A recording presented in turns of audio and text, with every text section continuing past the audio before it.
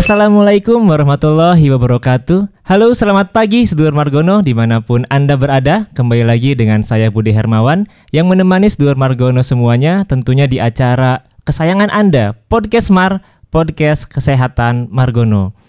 Pada episode kali ini kita akan mengangkat satu tema yang tentunya menarik dari sebelumnya, yaitu obesitas dan cara penanganannya. Obesitas sendiri bukan hanya masalah penampilan saja, akan tetapi bisa meningkatkan berbagai risiko penyakit yang serius. Untuk lebih jelasnya mungkin kita akan bahas dan kupas tuntas bersama dokter yang kompeten di bidangnya. Beliau juga tentunya berpraktek di RSUD Margono, Dr. Febri Kurniawati, spesialis penyakit dalam KIMD. Selamat pagi Dr. Febri. Selamat pagi Mas Budi, salam sehat. Salam sehat dok. Apa kabar nih dok?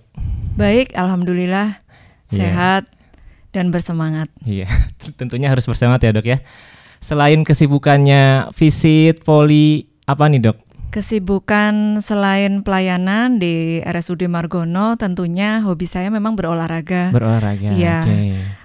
Kemudian juga kuliner juga. Oh, kuliner kadang juga. Masih menyempatkan jalan-jalan mungkin di weekend. Iya. Mantap ya dok ya.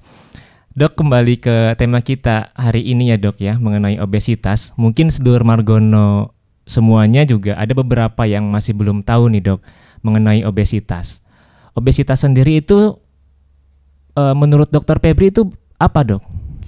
Baik, obesitas ini memang sudah sering kita dengar ya. Mungkin sehari-hari sudah banyak yang ada kolega atau kenalannya obesitas atau pernah mendengar tentang obesitas ini. Namun kali ini kita ingin bahas lebih detail dan berkaitan dengan komplikasinya tentunya yang kita takutkan dari obesitas. Nah, obesitas sendiri adalah kelainan dari akumulasi atau tumpukan lemak yang berlebihan pada tubuh, sehingga akan menyebabkan komplikasi dan penyakit yang serius ke depannya. Oke.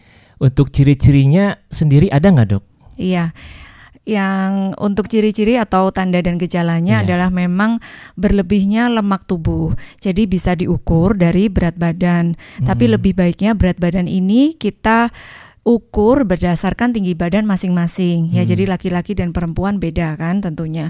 Untuk itu kita pakai yang namanya indeks massa tubuh atau BMI. Nah, indeks massa tubuh ini dihitung dari berat badan dibagi tinggi badan kuadrat dalam meter persegi. Jadi misalnya dengan berat badan 50 dengan tinggi badan 160, berarti perhitungannya adalah 50 dibagi 1,6 meter kuadrat. Nanti hasilnya akan mungkin sekitar 18, 20, 30. Jadi yang disebut normal itu adalah kurang dari 23 untuk orang Asia. Sedangkan untuk orang bule dia lebih tinggi lagi. Jadi 25 masih normal di bawah 25, tapi untuk kita tadi lebih rendah. Kemudian jika di atasnya antara 23 sampai 25 adalah overweight. Sedangkan 25 sampai 30 untuk indeks massa tubuhnya adalah obesitas 1, kemudian di atasnya lebih berat lagi obesitas 2. Gitu. Selain itu, kalau boleh saya tambahkan, kita bisa mengukur lingkar pinggang. Kalau dengan pengukuran lingkar pinggang tentunya lebih baik lagi untuk melengkapi indeks massa tubuh tadi. Jika lingkar pinggang untuk laki-laki lebih dari 90 dan perempuan lebih dari 80 itu dikatakan berlebih gitu. Karena itu tadi kembali lagi kita orang Asia harus lebih langsing, lebih kecil, agak beda dengan Western begitu. Soalnya dari postur tubuhnya juga memang beda ya dok ya. Betul, iya. Yang terakhir adalah pengukuran dengan kadar massa otot, massa lemak yang bisa dihitung dengan alat sederhana, BIA atau alat yang lebih complicated seperti MRI atau DEXA itu untuk lebih persisnya mengetahui berapa sih persenan lemak tubuh kita itu bisa. Tapi di Margono ini sudah tersedia ya dok pelayanan ini ya dok? MRI bisa sampai ya? Kalau kita mau lihat MRI tentunya bisa. Dok. Baik dok, selain mengganggu postur nih dok atau penampilan, ada nggak komplikasi lain dari obesitas ini dok? Iya, Tentunya komplikasi obesitas ini dari atas ke bawah ya, dan dia juga maksudnya atas ke bawah ini dari kepala sampai ujung kaki. Jadi karena dia membuka pintu bagi penyakit-penyakit yang lain untuk masuk. Dia erat sekali dengan diabetes ya tentunya. Kelebihan berat badan, kemudian gula darah jadi tinggi, kolesterol tinggi, kemudian hipertensi, yang mana pada akhirnya penyakit-penyakit metabolik tersebut akan berujung kepada penyakit pembuluh darah.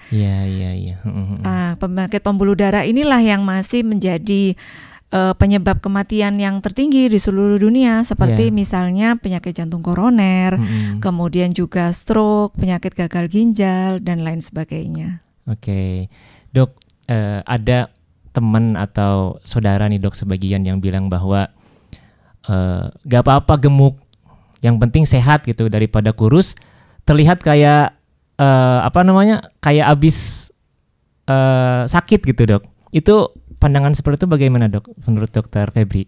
Baik, hal itu memang sangat menarik sekali dan memang sudah banyak diperdebatkan. Jadi kita ada istilah metabolic unhealthy obesity atau metabolic healthy obesity. Jadi obesitas yang masih sehat atau obesitas yang sudah sakit. Sebetulnya obesitas yang masih sehat ini adalah juga gerbang menuju metabolic unhealthy tadi. Jadi sebetulnya belum saja. Jadi masih kondisi masih baik, tetapi sebetulnya dia awalan.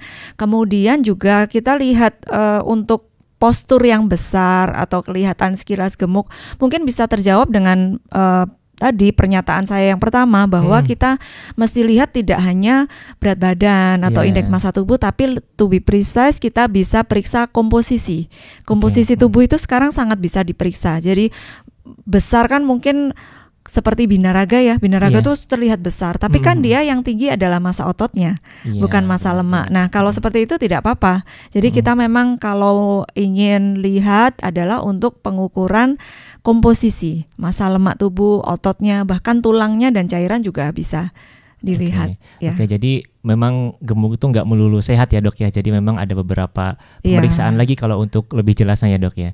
Nah terus gini Dok, ada nggak Dok perbedaan antara obesitas wanita dan obesitas pria dari segi resikonya tadi Dok, resiko dan pandangannya sendiri?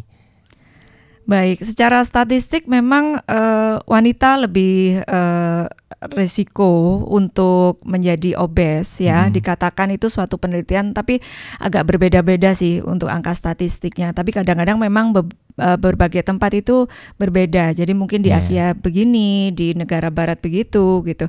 Jadi untuk ada suatu penelitian yang mengatakan wanita 1:5, kalau laki-laki 1 di antara 7 laki-laki itu obesitas gitu. Kemungkinan karena distribusi lemak antara laki-laki dan perempuan kan berbeda ya.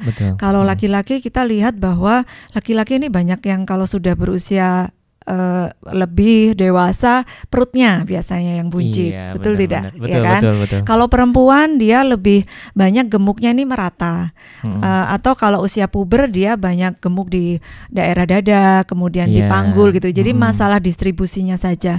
Tetapi begitu menopause akan terjadi distribusi lemak yang lebih tidak bagus lagi. Jadi kalau perempuan dia akan mulai gemuk.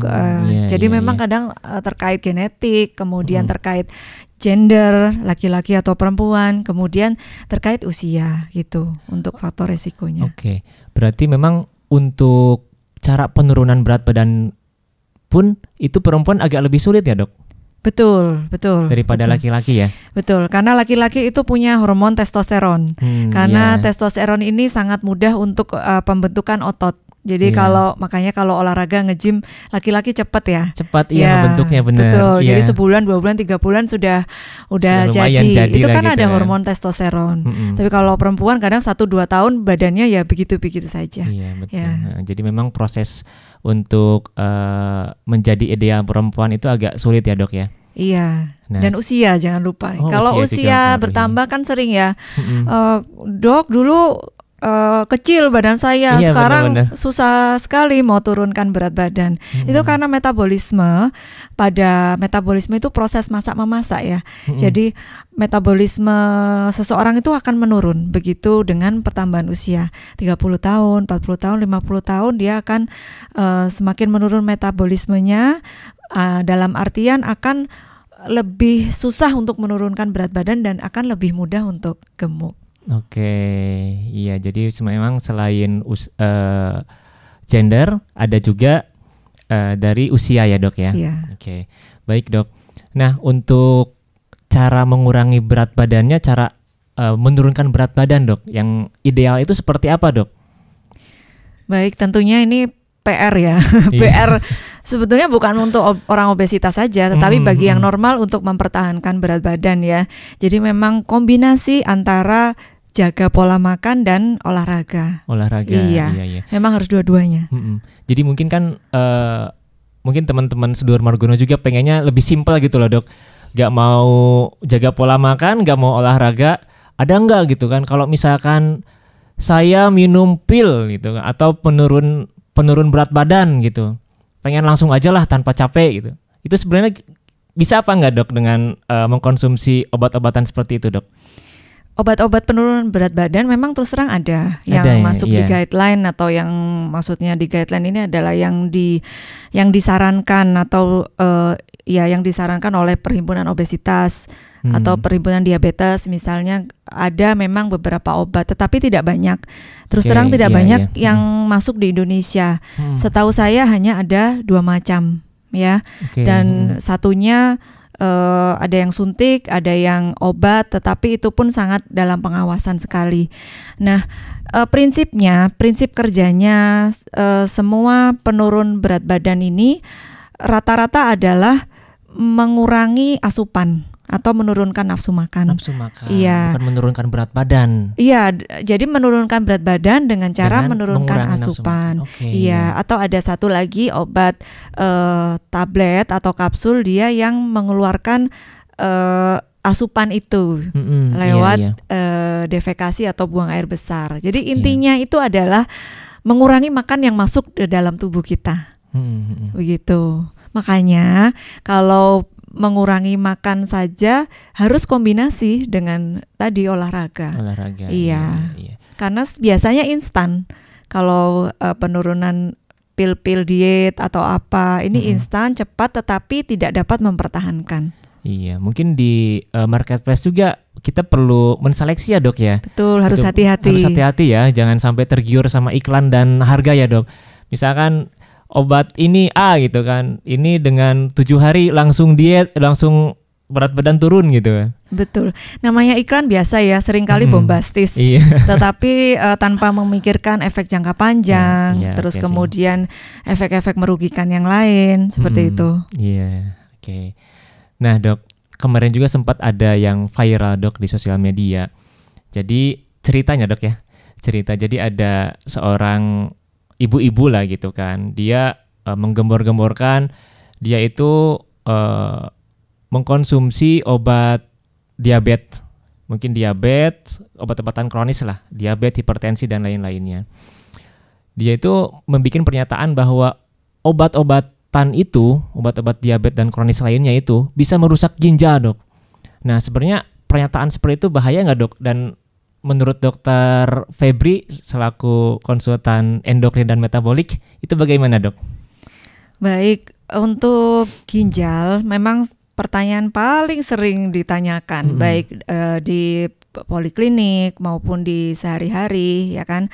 Ginjal itu sebetulnya akan terganggu oleh zat-zat obat-obatan tertentu. Ada memang obat-obatan tertentu yang kita memang harus hati-hati. Misalnya seperti obat nyeri, kemudian antibiotik tertentu, tidak semuanya. Makanya obat-obatan nyeri dan antibiotik ini tidak kita gunakan dalam jangka panjang. Ya biasanya kan kalau antibiotik 7 hari selesai ya kan? Ya, betul. Obat nyeri juga. Seringkali obat nyeri digunakan hanya jika nyeri. Jika nyeri aja. Tidak ada obat nyeri yang digunakan rutin terus-menerus gitu ya. Karena memang memiliki efek yang kurang baik jika dikonsumsi terus-menerus. Tetapi obat-obat untuk metabolik, maksudnya obat-obat untuk diabetes, kemudian hipertensi, kemudian kolesterol atau pengencer darah yang biasa kita memang sering pergunakan dalam jangka waktu panjang, tentunya sudah melalui seleksi bahwa obat ini tidak boleh merugikan jantung maupun ginjal ya. Jantung dan ginjal tentu menjadi pemikiran utama dalam proses pembuatan obat yang digunakan dalam jangka waktu yang panjang. Begitu. Iya, jadi memang sudah teriset ya dok ya. Betul. Sebelumnya itu efek samping obat-obatan apakah memang obat tersebut itu aman apa enggak dikonsumsi dalam jangka waktu panjang ya dok ya. Mungkin ada juga kan dengan mungkin iklan-iklan seperti itu, jadi orang-orang yang penyakit metabolik itu jadi nggak minum obat sama sekali. Kayak gitu karena takut dok. Iya. Gitu. Justru itu yang merugikan karena penyakit dasarnya jadi tidak terkontrol. Padahal penyebab gagal ginjal atau alasan cuci darah yang pertama kan di Indonesia apa? Kan diabetes yang tidak terkontrol. Iya, bukan karena misalnya minum paracetamol terus-terusan atau minum metformin terus-terusan kan tidak ada. Tetapi penyebab utama adalah penyakit utama yang tidak terkontrol, yaitu lagi-lagi diabetes yang tidak terkontrol, kemudian hipertensi itu sendiri yang akan menyebabkan kerusakan pada pembuluh darah di ginjal. Seperti itu mekanismenya. Iya. Jadi memang bukan hanya masalah obatnya ya dok ya. Iya. Jadi justru lebih bahaya kalau misalkan obat-obat metabolik gak diminum secara rutin tadi ya dok ya. Nah kemudian dok, mungkin sedulur Margono di rumah juga memang penasaran nih dok, pengen mengaplikasikan dalam kehidupan sehari-harinya dok. Olahraga apa dok yang efektif buat orang obesitas ini dok? Baik, ini terus terang memang agak sulit ya, karena obesitas kadang-kadang yang derajat berat atau kita sebut obesitas morbid atau ada obesitas yang tidak bisa bangun dari tempat tidur itu kan ada ya. Jadi pada dasarnya manusia itu diciptakan untuk bergerak. Ya kan? Jadi memang apapun kondisinya, apapun hendayanya harus tetap latihan. Bahkan yang tidak bisa bergerak, misalnya stroke, yang tidak bisa turun dari tempat tidur, tetap kita berusaha gerakan secara pasif kan. Jadi bergerak dulu saja gitu. Kemudian yang untuk obesitas yang memang masih bisa untuk dilakukan latihan, yang utama adalah latihan kardio dulu. Untuk untuk kebugaran dari jantungnya. Latihan kardio ini ada beberapa yang mudah, kemudian yang kira-kira visible untuk dilakukan adalah jalan cepat atau namanya brisk walking. Kemudian berenang dan sepeda. Untuk yang obesitas yang kira-kira kakinya kecil, badannya besar, mungkin lebih baik bukan yang berjalan atau mungkin jalan saja tetapi jalan yang santai dan bukan naik ya, bukan tanjakan ya. Lebih baiknya untuk obesitas tadi yang kakinya kecil supaya kakinya tidak nyeri, lututnya tidak nyeri, tidak berdampak pada sendinya, paling bagus adalah berenang. Berenang atau berjalan. Jadi kita pilih yang tidak terlalu dalam kolamnya. Mungkin kolam anak-anak boleh, kita bisa berjalan. Bisa berjalan di kolam renang. Intinya kan kita bergerak kardio tetapi tidak membebani lutut atau sendi yang lain gitu. Atau bersepeda. Bersepeda kan duduk ya. Duduk, jadi kita tidak membebani lutut tetapi kaki bergerak. Iya dok. Saya kan sehari-harinya lari nih dok nih. Dari pelari nih dok. Pelari dok.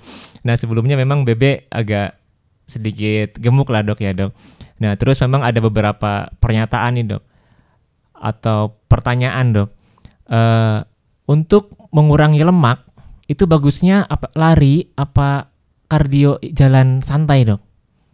Baik. Beda dari tema sedikit ya, sedulur Margono. Ya dua-duanya baik, tetapi ya? kembali lagi disesuaikan dengan kondisi masing-masing. Bagi yang memang sudah biasa lari, usia masih muda, sendinya masih bagus dan tidak gemuk, lari memang boleh. Tetapi tidak dianjurkan bagi yang gangguan sendi, kemudian obesitas yang memang lebih mungkin obesitas 1 atau obesitas 2, itu tidak dianjurkan lari. Jadi kita sekedar di bawah lari sedikit, Mas Budi. Jadi brisk walking namanya, jalan cepat. Jalan cepat ya. Iya, jadi tangannya diayunkan seperti lari, tetapi kita tidak ada proses melayang. Nah, itu bagus. Jadi, tapi dua-duanya bagus. Kalau lari tentunya kalori yang dibuang kan lebih tinggi. Jadi makanya lebih cepat turun berat badannya. Tetapi kalau bagi yang ingin lebih sustain, kemudian tadi obesitas dan gangguan sendi, tentunya brisk walking lebih baik. Iya, brisk walking juga mungkin bisa bagus lebih ke jantung juga bisa ya, Dok. Bagus ya. Dua-duanya kardio, dua-duanya bagus ya. Jangan lupa dilengkapi dengan angkat beban. Oh, gitu. Iya, latihan otot. Iya, jadi kalau kardio kita sebetulnya rumusnya kardio itu 150 menit per minggu. Oh, itu minimal. Lumayan ya. Lumayan jadi juga ya. Jadi kira-kira setengah jam lari. lari. Atau brisk walking setengah jam, 5 hari dalam seminggu. Nah, itu minimalnya sebetulnya harus dicapai. Tapi sedikit-sedikit dulu. Kalau saya sama pasien, bujuk-bujuk pasien 10 menit lah dulu gitu. 15 menit lah dulu. Yang penting gerak ya, Dok ya. Iya, lalu boleh cicilan. Jadi misalnya kita sempatnya 10 menit pagi, 10 menit sore, boleh. Jadi sudah bisa termasuk olahraga kardio. Iya. Baik, Dok, sedulur Margono mungkin ada yang mengalami yang diet ketat, Dok. Diet ketat terus mengikuti tren detox, Dok. Tapi berat badan itu tidak menurun, Dok. Itu bagaimana, Dok? Apakah ada kesalahan dalam program dietnya atau bagaimana, Dokter Febri? Baik, jadi obesitas ini memang faktornya banyak ya. Faktornya memang banyak dari genetik juga. Betul. Genetik, kemudian lingkungan, terus kemudian yang juga penting adalah psikososial. Ada faktor psikis juga obesitas ini. Jadi kalau kita penata laksanaan memang harus ketiga-tiganya itu. Kalau genetik kan memang sulit ya. Tetapi kita bisa lihat dari psikososial, lingkungan, kebiasaan, itu kita bisa manajemen dari situ. Kemudian seperti yang saya jelaskan tadi kan usia juga ya. Kadang-kadang ada orang yang udah makannya sedikit nih, Dok, sudah nggak makan nasi gitu. Nah, itu kita lihat usianya juga. Memang dengan pertambahan usia akan memang lebih sulit. Kemudian yang sudah obes jangka panjang, memang akan badan ini sudah terbiasa dengan metabolismenya dia yang seperti itu. Jadi memang akan lebih sulit untuk menurunkan berat badan. Tapi bisa. Bisa. Dengan sebetulnya rumusannya adalah keseimbangan energi. Keseimbangan energi ini artinya adalah asupan. Kita mengurangi asupan, kemudian kita memperbanyak energi yang keluar. Jadi memang harus dilakukan dua-duanya, ya kan? Diet juga, olahraga juga. Olahraga kadang-kadang tidak bisa mengejar kelebihan atau surplus makanan yang kita asup, ya kan? Olahraga tuh kalau saya treadmill 1 jam paling berapa sih kalorinya? Ya nggak, Mas Budi? Mungkin sekitar 200-300 lah. Nah, betul. Padahal tadi dikasih roti sudah berapa? Roti tawar aja mungkin sekitar 150-200. Belum dikasih coklatnya, belum dikasih kejunya. Jadi kita makan itu sekitar 500-600 kalori. Yang harus dihabiskan dengan treadmill 2 jam atau 3 jam. Padahal makannya hanya 5 menit ya. Itulah susahnya. Jadi gimana? Tadi saya sudah spill sedikit adalah olahraga latihan beban. Karena dengan latihan beban itu kita akan meningkatkan massa otot. Meningkat, ya. Dengan massa otot yang meningkat, energy expenditure atau BMR ini basal metabolic rate kita akan meningkat. Jadi misalnya saya duduk begini, kalau saya sudah biasa latihan beban atau massa otot saya lebih tinggi, ini akan membakar kalori lebih banyak. Oh iya, begitu. Katanya 24 jam ya, Dok, kalau angkat beban ya, membakar kalorinya. Betul, jadi angkat bebannya tapi harus sampai massa ototnya bagus. Jadi seperti CC mobil. CC mobil. Jadi orang yang massa ototnya kecil, katakanlah mobil LCGC ya kan. Kalau yang massa ototnya besar dia misalnya seperti mobil Fortuner. Jadi kalau dari sini mau ke mana misalnya Wonosobo naik gitu ke Dieng gitu kan, sama-sama kuat nih, sama-sama sampai nggak? Iya kan? Sama-sama sampai. Tapi kalau naik mobil Innova atau Fortuner akan lebih kuat ya kan, lebih lega misalnya seperti itu. Nah tapi dok, menarik nih dok. Tapi misalkan dok kayak tadi diet dan lain-lain. Nah untuk penyakit metabolik lainnya, misalkan diabetesnya, apakah bisa terkontrol atau sembuh dok ketika orang obes berat badannya itu udah ideal dok? Bisa, jawabannya bisa. Itulah yang menyenangkan dari obesitas ya. Once kita mengobati obesitas, kita akan bisa menurunkan gula darahnya juga, hipertensinya juga. Jangan lupa obesitas ini juga ada komplikasi yang lain seperti misalnya sesak nafas saat tidur atau OSA. Ya kan, obstructive sleep apnea, kemudian juga ada yang lain misalnya fatty liver, banyak sekali komplikasi obesitas yang mungkin akan kita bahas di lain waktu. Nah itu akan juga ikut baik, bahkan ada istilahnya diabetes itu remisi atau sudah tidak butuh obat lagi dengan penurunan berat badan yang baik, dengan gaya hidup yang baik gitu. Suatu saat dia bisa lepas dari obat-obatan itu, tapi masih tetap harus terkontrol ya. Gitu. Jadi saya analogikan nih dok, kalau misalkan gula darah tinggi, kemudian obat-obat itu, misalkan ada genteng yang bocor nih dok ke rumah kita, obat-obat itu hanya untuk bisa mengelap bekas air-air gitu ya dok ya. Cuman kalau olahraga itu bisa analoginya itu bisa menutupi genteng-genteng yang bocor. Jadi mungkin nggak terpatok sama obat lagi ya dok. Iya, itu ya. Iya. Tapi tetap harus terkontrol ya. Kadang-kadang karena pengaruh genetik juga kuat juga ya, pengaruh bawaan, kemudian usia tadi gitu. Ada yang baik, diabetesnya bisa lepas obat, namun dia loss lagi gaya hidupnya, nanti naik lagi berat badannya, ya gula darahnya naik lagi. Iya, karena dia udah merasa sembuh ya dok ya. Iya. Terus dok, kapan nih dok sedulur Margono pergi ke dokter untuk periksa mengenai obesitasnya? Iya, ini juga penting ya. Karena kapan sih mulai kita harus mawas diri? Tentunya dengan pertambahan usia ya. Kira-kira usia 30 tahun harus lebih screening, paling tidak screening indeks massa tubuh tadi. Ya, lingkar perut. Tadi kan mudah ya. Lingkar perut itu diukur dari dari umbilikus atau apa tuh namanya? Pusar. Ya, pusar dihitung di situ lingkar perutnya, kemudian tadi angkanya bagi laki-laki 90, bagi wanita 80. Kecil loh itu. Nanti dari sini mungkin habis mendengarkan podcast ini bisa masing-masing mengukur lingkar pinggangnya. Jangan lupa ya sedulur Margono, mungkin bisa mengukur sendiri di rumah ya. Baik, terima kasih Dr. Febri atas kedatangannya. Mungkin terakhir closing statement dok bagi sedulur Margono yang ada di rumah nih dok, yang lagi mendengarkan. Baik, terima kasih Mas Budi. Jadi pada akhirnya saya ingin menyampaikan bahwa obesitas ini suatu kelebihan energi atau kelebihan akumulasi lemak di dalam tubuh yang akan merugikan ya, gerbang menuju penyakit-penyakit yang lain yang lebih serius. Kemudian kita dapat men-screening atau memeriksa diri kita sendiri dengan tadi indeks massa tubuh, kemudian lingkar pinggang, dan jika memang tergolong overweight atau obesitas, bisa kita tata laksana dari pengaturan makan, kemudian berolahraga yang tadi sudah saya sebutkan cukup panjang, kemudian juga bisa dibantu dengan medis, tetapi harus konsultasi dengan yang memang kompeten. Kemudian yang terakhir adalah jangan lupa untuk jaga kesehatan semuanya. Baik, terima kasih Dr. Febri atas pemaparannya sangat jelas ya dok ya untuk kita semuanya. Terima kasih kembali Mas Budi dan tentunya sedulur Margono di rumah yang mendengarkan podcast ini. Mudah-mudahan bermanfaat dan salam sehat. Baik, sedulur Margono, jangan lupa ikuti sosial media kami dengan like, share sebanyak-banyaknya dan subscribe untuk informasinya lebih update lagi. Akhir kata, saya Budi dan Dr. Febri izin pamit undur diri. Assalamualaikum warahmatullahi wabarakatuh.